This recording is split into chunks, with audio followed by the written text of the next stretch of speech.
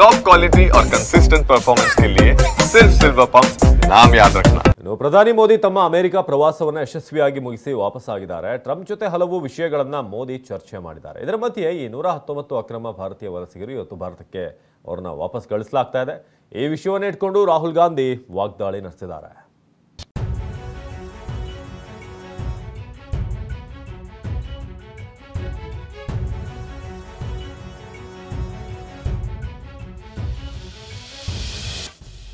Modi Trump ಭೇಟಿ, ಹಲವು ಒಪ್ಪಂದ.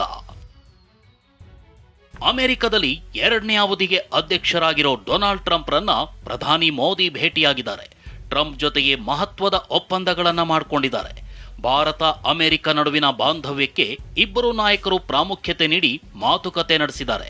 ಹಾಗಿದ್ರೆ ಉಭಯ ರಾಷ್ಟ್ರಗಳ ಮಧ್ಯೆ ಆಗಿರೋ ಒಪ್ಪಂದಗಳ ಬಗ್ಗೆ ನೋಡೋದಾದ್ರೆ, ಮುಂಬೈ ದಾಳಿ ರೂವಾರಿ ಭಯೋತ್ಪಾದಕ ತಹಬ್ದುರ್ ರಾಣಾ ಭಾರತಕ್ಕೆ ಹಸ್ತಾಂತರ ಒಪ್ಪಂದವಾಗಿದೆ. ಇನ್ನು ಇಸ್ಲಾಮಿಕ್ ಭಯೋತ್ಪಾದನೆ ವಿರುದ್ಧ ಭಾರತ ಹಾಗೂ ಅಮೆರಿಕ ಒಟ್ಟಾಗಿ ಹೋರಾಡಲಿವೆ.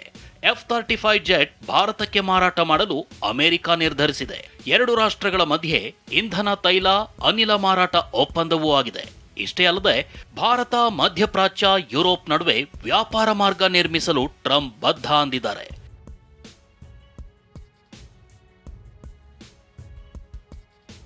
ಅಕ್ರಮ ವಲಸಿಗರನ್ನ ವಾಪಸ್ ಕರೆಸಿಕೊಳ್ಳಲು ಬದ್ಧ ಎಂದ ಮೋದಿ. ಇನ್ನು ಅಕ್ರಮ ವಲಸಿಗರನ್ನ ಅಮೆರಿಕ ಭಾರತಕ್ಕೆ ದಬ್ತಾ ಇದೆ. ಈ ಬಗ್ಗೆ ದೇಶದ ನಿಲುವೇನು ಅಂತ ಪತ್ರಕರ್ತರು ಪ್ರಶ್ನೆ ಮಾಡಿದ್ರು. ಇದಕ್ಕುತ್ತರಿಸಿದ ಮೋದಿ ಅಮೆರಿಕದ ನಿಲುವಿನ ಪರ ಮಾತನಾಡಿದ್ರು.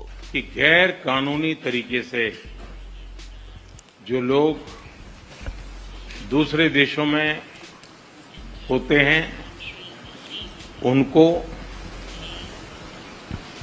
वहां रहने का कोई कानूनी अधिकार तो है नहीं.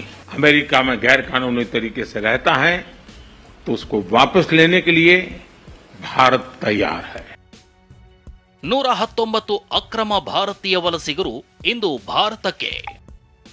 ಅಕ್ರಮ ವಲಸಿಗರನ್ನ ಕರೆಸಿಕೊಳ್ಳಲು ಬದ್ಧ ಅಂತ ಮೋದಿ ಹೇಳಿದ ಬೆನ್ನಲ್ಲೇ ಇಂದು 119 ಅಕ್ರಮ ವಲಸಿಗ ಭಾರತೀಯರನ್ನ ಹೊತ್ತ ಅಮೆರಿಕ ವಿಮಾನ ಇಂದು ಭಾರತಕ್ಕೆ ಬಂದಿಳಿಯಲಿದೆ. ಅಮೃತ್ಸರದ ಗುರು ರಾಮದಾಸ್ ಅಂತಾರಾಷ್ಟ್ರೀಯ ವಿಮಾನ ನಿಲ್ದಾಣಕ್ಕೆ ಇಂದು ರಾತ್ರಿ 10 ಗಂಟೆಗೆ ವಿಮಾನ ಬಂದಿಳಿಯಲಿದೆ. ಇದಲ್ಲದೆ ಇನ್ನಷ್ಟು ಭಾರತೀಯ ವಲಸಿಗರನ್ನ ಹೊತ್ತ ಇನ್ನೊಂದು ವಿಮಾನ ನಾಳೆ ಬಂದಿಳಿಯುವ ಸಾಧ್ಯತೆ ಇದೆ.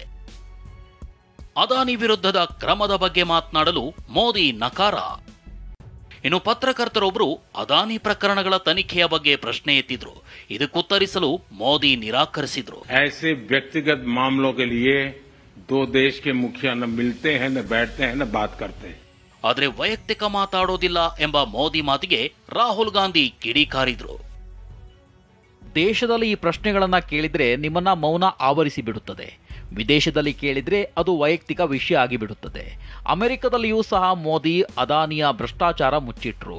ಒಬ್ಬ ಸ್ನೇಹಿತನ ಜೇಬು ತುಂಬಿಸುವುದು ಮೋದಿಗೆ ರಾಷ್ಟ್ರ ನಿರ್ಮಾಣವಾಗಿದ್ರೆ ದೇಶದ ಸಂಪತ್ತು ಲೂಟಿ ಮಾಡುವುದು ವೈಯಕ್ತಿಕ ವಿಷಯ.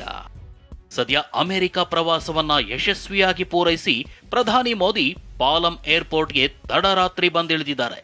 ಆದರೆ ಬಾಂಗ್ಲಾದೇಶದ ವಿಚಾರದಲ್ಲಿ ಯಾವ ನಿಲುವು ಕೈಗೊಳ್ತಾರೆ ಅನ್ನೋದು ಸದ್ಯದ ಸಸ್ಪೆನ್ಸ್.